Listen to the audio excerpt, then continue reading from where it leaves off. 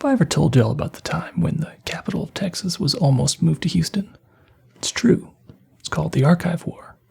Let me get a new beer and I'll tell you all about it. Oh, this is a live oak Hefeweizen, brewed in the capital of Texas, Austin. This is by far my favorite Texas beer. It's authentically brewed using a traditional yeast strain that naturally creates the signature flavors of vanilla, clove, and banana.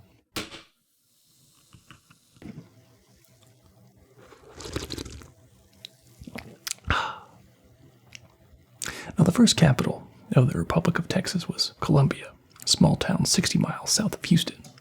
Newly elected President Sam Houston and his cabinet met there initially, but since it was too small to support all the government officials, the capital was moved to nearby larger Houston, named after the president himself. The second president, Mirabeau B. Lamar, advocated for the tiny village of Waterloo to be renamed as Austin and become the new seat of government.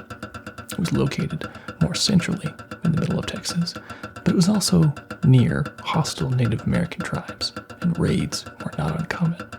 So opposition, led by former President Sam Houston, wanted the government to remain near the population center along the Gulf Coast, where the National Archives would be kept safe.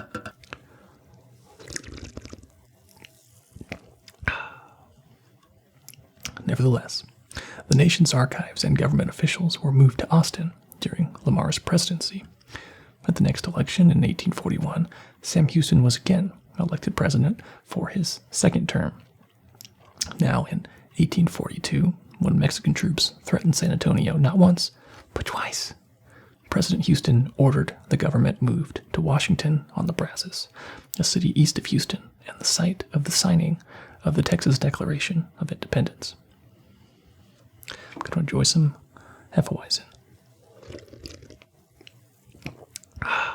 Houston then privately sent men to Austin to fetch the archives, but Austin citizens feared that if the papers were moved, Austin would lose its status as capital permanently, so a commission was formed to alert all citizens and keep them on the lookout for anyone attempting to move the archives.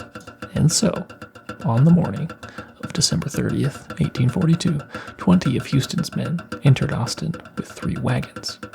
The men were almost finished loading the wagons with papers when Angelina Eberly, the owner of a nearby boarding house, noticed them.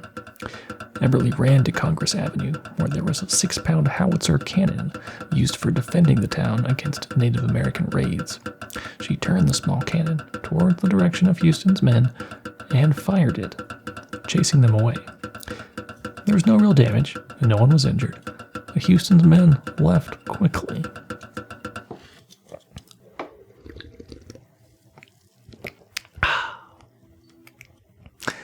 Now, angry citizens from Austin eventually caught up with them and recovered some of the stolen documents and returned them to Austin the next day. But the legislature and the government offices continued to run from Washington on the Brazos.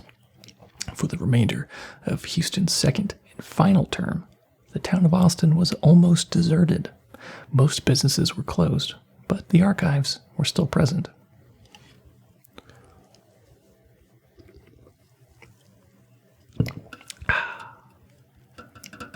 On July 4th, 1845, a convention met in Austin to consider the annexation of Texas to the United States. At that time, the government records created in Washington on the Brazos were transferred to Austin, creating a single archive.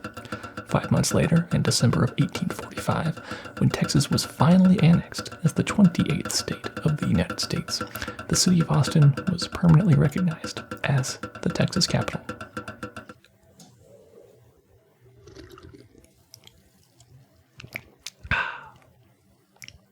159 years later, in 2004, the city of Austin commissioned a bronze statue in memory of the woman who chased off Houston's men attempting to move the archives.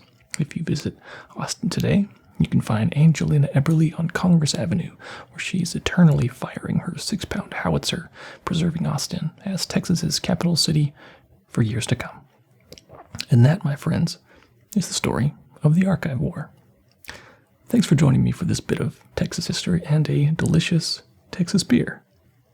Live Oak Hefeweizen. If you're interested in more Texas history and ASMR, you can always find me on YouTube as Texas Whisperer ASMR.